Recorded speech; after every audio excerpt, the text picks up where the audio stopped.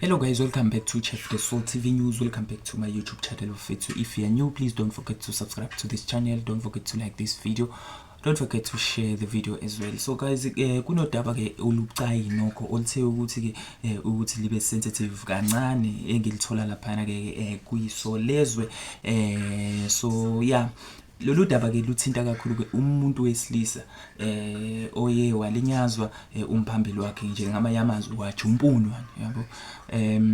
So kuthiwa ke ugcine ke eshona lo muntu ke wesilisa ke ubulawe ke ukushumpulwa ke komphambili ke kutholakala lokho ke after ke insukwana ke enyamalele. So lolu daba ke lithi ke kusola ukuthi ke lo mlisa kahle kahle ke ubulewe yabo.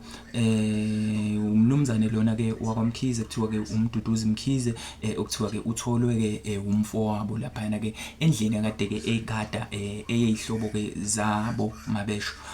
Uthi ke lapha utholakala ke epassage ebonakala ke ngezinyawo ke zakhe zingaphakathi ke egunjini ke lokugeza sekuphele ke izinsuku ke ezithi ke azibentathu engabonakali uyabona. So lolu daba ke ekukhulumeni ke nabo ke abalo ke iphephandaba la sithole khona ke lolu daba umfowabo ke ukumnumzane lapha ke ngongoma uthe ke umuzi ke okubulawele kona ke lo mfo noma ke umufi ke owezihlobo ke zakhona ke ezizinze khona ke eThekwini ngenxa ke yawo umsebenzi. So ezazicele khona ukuthi ke bacela ukuthi ke azigadele umuzi. So uthe ke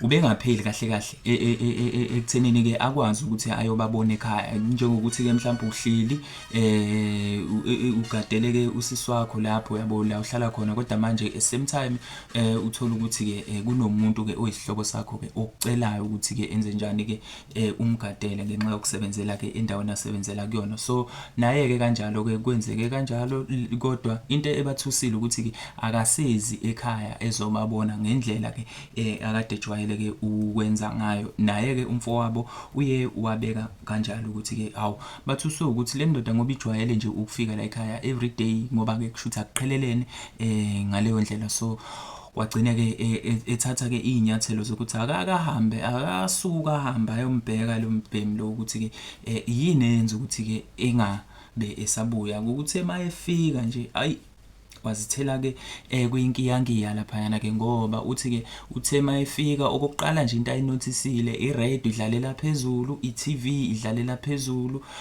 uvulekile nasemnyango kodwa manje ke into emangazayo ukuthi ke nje kuvuleke kunjalo eminyango isikhiye naso senziwe njani silahlelwe lebuqamama noma kukhiyiwe wasezama ke ukudonsa ke ukhiye loyo wagcina evulile ilapho ke ezithela kusona ke isidumbu salombhemi. So into ke ayinotisayo noma engena ke futhi lo mfowethu okade eyombheka ukuthi ke le ndoda le bekunempentshisi lapho ke okuyiyona ke kukhomba ukuthi ke ibinegazi yabo. Nawo lo mphambili futhi ke ojumpuniwe awukho yabo okusobala ukuthi ke kwenzakaleni lana ke uthathiwe kwahanjwa nawo.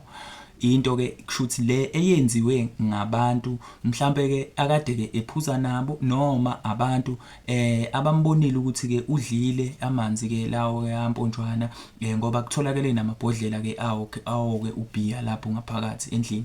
So okuyinto ke mhlambe egcine nayo ke imlimaza kakhulu ke yikho lokho. So okunye ukuthi ke ekhanda angathi ubeshayekile noma ke lelo phuphusi lelo popo lelo belikhona belingeke laba imbangela yokushona kwakhe kodwa ke ekugcineni utholakala ke ephangalele kanjalo. So abantu ke bayaxwayiswa kakhulu ke ngezinto ezifana nalezo yabona ukuthi ke beqikelele bebheke ukuthi ke ngaso sonke isikhathi ke bakwazi ukuthi ke bazivikela kanjani. So ziningi izinto noma indlela zokwazi ukuzivikela esikhathini samanje ziningi futhi ke indlela zokwazi ukuthi umuntu uma ke ake ngithi ke usesimeni noma uzibona ke esenkingeni efana naleyo ukuthi ke mhlambe ulinyazwa abantu there are precautions bafethu abo ungakwazi ukuthi ke ukureport mhlambe ke if ukuthi ke uyasola nokuthi ke kunabantu ke abafisa